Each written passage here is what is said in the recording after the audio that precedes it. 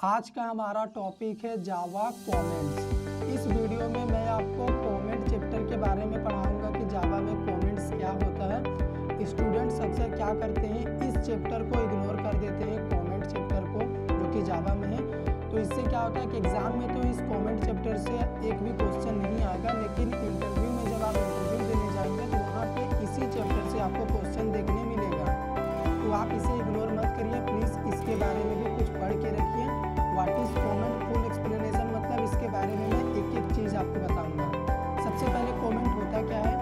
Comments are the statements that are totally ignored by the compiler and interpreter.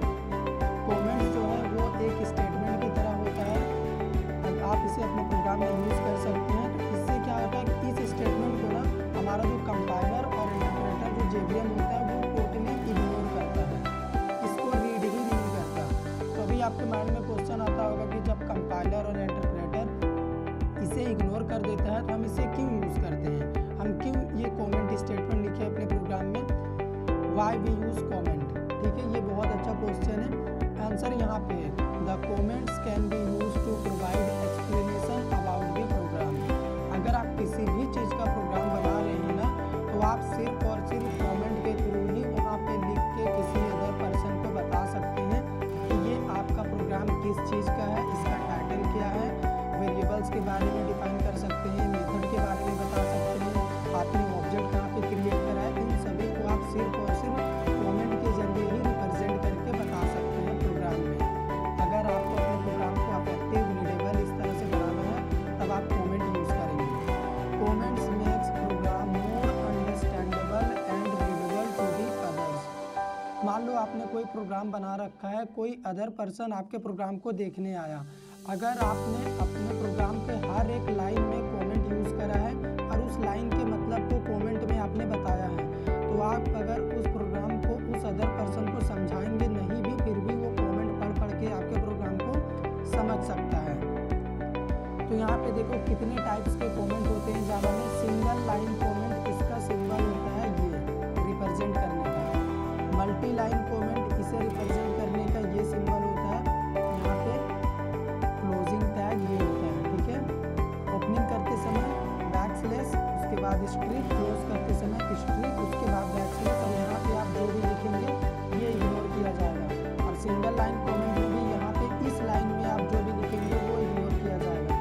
Single line comment को close नहीं करना पड़ता, क्योंकि ये एक सिंगल लाइन तक ही काम करता है, उसके बाद अपने आप ये काम करना बंद कर देता है। इसीलिए इसका नेम है single line comment, self close comment है ये। थर्ड होता है डॉक्यूमेंटेशन कमेंट, जो कि इतना ज़रूरी नहीं होता अगर आप इन दोनों को यूज़ करते हैं अपने प्रोग्राम में, लेकिन इसे यूज़ करने का तरीका ये है। ठीक है, यहाँ पे आप बैकस्लैश लगाएंगे, डबल स्ट्रिक आप देंगे, उसके बाद स्ट्रिक और बैकस्लैश। तो ये होता है डॉक्यूमेंटेशन कमेंट। तो अभी चलिए हम आपको एक सिंपल सा प्रोग्राम बना के दिखाते हैं, जिसमें हम क्या करेंगे, इन कमेंट्स का यूज़ करेंगे। हम सिंगल लाइन और मल्टी लाइन कमेंट्स आपको यूज़ करके दिखाएंगे। तो कमेंट्स यूज़ करने से प्रोग्राम कितना रीडेबल और अंडरस्टैंडेबल बनता है, आपको हमारा प्रोग्राम देखने से ही पता चल जाएगा। प्रैक्टिकल सेशन के लिए हम अपने कंप्यूटर के पास आ गए हैं।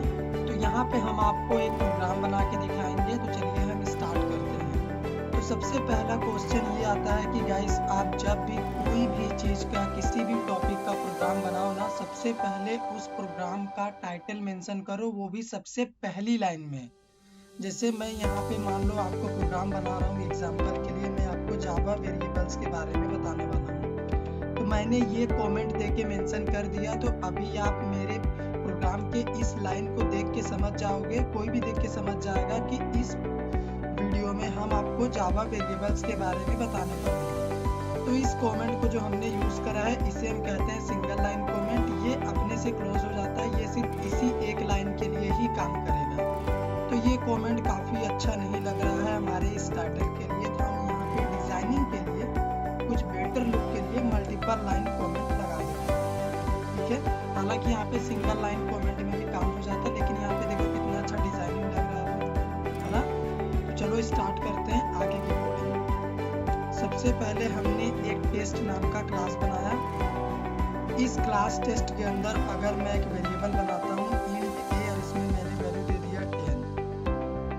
उसके बाद मैंने एक और वेरिएबल बनाया स्टैटिक इंट बी, इसमें मैंने वैल्यू दे दिया 20। फिर मैंने मेन मेथड बनाया, इस मेन मेथड के अंदर मैंने ना एक और वेरिएबल बनाया इंट सी और इसमें वैल्यू दे दिया मैंने 30। और लास्ट में मैंने एक और वेरिएबल बनाया फाइनल इंट डी और इसमें मैंने वैल्यू दे दिया 40। तो अभी हमारे इस प्रोग्राम को कोई भी देखेगा ना वो कंफ्यूज हो जाएगा कि हमने ये किस तरह का अलग अलग वेरिएबल हर जगह बना रखा है। तो अगर इन्हीं वेरिएबल्स के ऊपर हम कमेंट लगा दें और इस कमेंट में बताएं कि ये वेरिएबल कौन सा वेरिएबल है, तो कोई भी देख के समझ जाएगा और उसे मजा आ जाएगा प्रोग्राम को देख के। तो ये जो इंट ए वेरिएबल है ना जिसमें 10 वैल्यू है, इस वेरिएबल को हम कहते हैं इंस्टेंस वेरिएबल। क्या कहते हैं?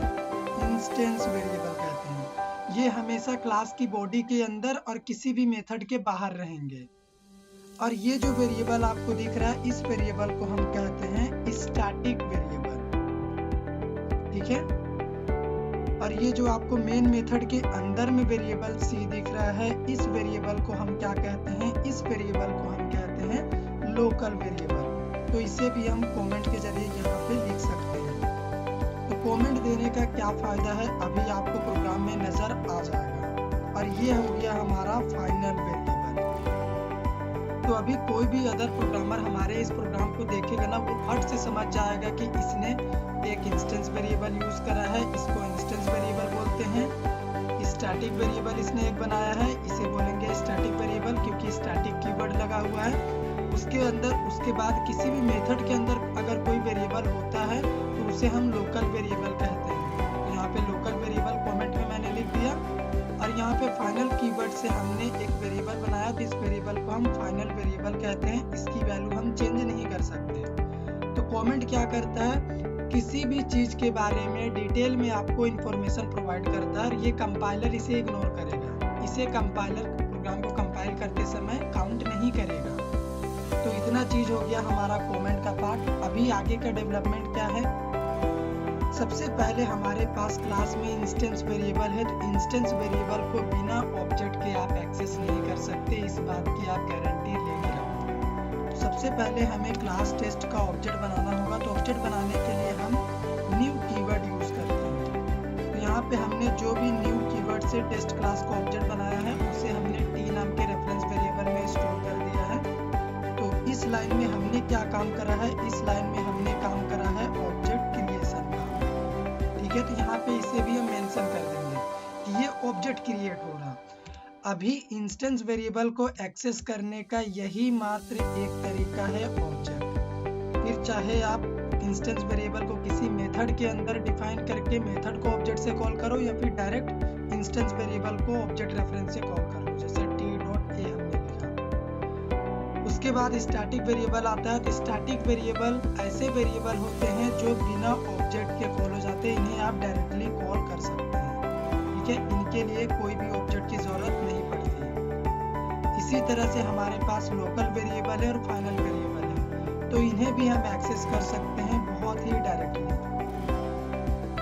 ठीक है। इस लाइन को हम यहाँ से क्या कर रहे हैं? कॉपी कर लेते हैं। यहाँ पे हमने 2 टाइम पेस्ट करा। सबसे पहले हम अपने लोकल वेरिएबल सी को यहाँ पे एक्सेस कर रहे हैं, उसके बाद फाइनल वेरिएबल हम डी को भी एक्सेस कर रहे हैं। अभी आप बोलेंगे कि फाइनल वेरिएबल को हम कैपिटल क्यों लिख रहे हैं? क्योंकि फाइनल वेरिएबल को रिप्रेजेंट करने का लेटर होता है अपर केस। ठीक है। कोई भी अपर केस का वेरिएबल अगर प्रोग्रामर देखेगा तो वो समझ जाएगा कि ये फाइनल वेरिएबल है और इसकी वैल्यू आप बाद में बदल नहीं सकते, फिक्स है, फाइनल है। ठीक है। तो इस प्रोग्राम का अगर मैं आपको रिजल्ट दिखाऊं तो बहुत ही खूबसूरत से रिजल्ट आएगा। आपको भी पता है, आपने उम्मीद लगा लिया होगा रिजल्ट क्या प्रिंट होगा। यहाँ पे देखो 10, 20, 30, 40 सीक्वेंस में प्रिंट हुए हैं क्योंकि सबसे पहले हमने ऑब्जेक्ट बना के ए को प्रिंट करा। स्टैटिक वेरिएबल डायरेक्ट प्रिंट हो गया। लोकल वेरिएबल को भी हम डायरेक्ट एक्सेस कर सकते हैं। फाइनल वेरिएबल भी हमारा डायरेक्टली एक्सेस हो गया। तो कमेंट का कितना बड़ा यूज है अभी आपको इस प्रोग्राम में ही पता चल गया होगा। आप देखो, कोई अगर हमारे इस प्रोग्राम के टाइटल कोई पढ़ लेगा ना तो उसे तो आधा चीज यहीं पे समझ में आ गया। उसके बाद यहाँ पे जैसे वो मूव करेगा वो जान जाएगा इस वेरिएबल को इंस्टेंस वेरिएबल बोलते हैं, ये स्टैटिक वेरिएबल है। उसके बाद मेन मेथड के अंदर ये लोकल वेरिएबल, यहाँ पे फाइनल वेरिएबल ऑब्जेक्ट क्रिएट किए हैं क्योंकि हम इंस्टेंस वेरिएबल बना के रखे हैं क्लास के अंदर, बिना ऑब्जेक्ट के इसे एक्सेस नहीं कर सकते। उसके बाद इन सभी को हमने यहाँ पे प्रिंट करा है। तो कमेंट का यही यूज होता है, आप अपने प्रोग्राम को ज़्यादा रीडेबल बना सकते हो किसी भी अदर पर्सन या फिर अदर प्रोग्रामर के लिए, ताकि आपको समझाना ना पड़े, आपका प्रोग्राम ही खुद में खुद सारी चीज़ें उसे डिफाइन करके दे दे। उम्मीद करते हैं कमेंट का कॉन्सेप्ट आपको समझ में आ गया होगा। अगर आया हो तो वीडियो को लाइक करिए, शेयर करिए, चैनल पे नए हैं चैनल को सब्सक्राइब कर दीजिए।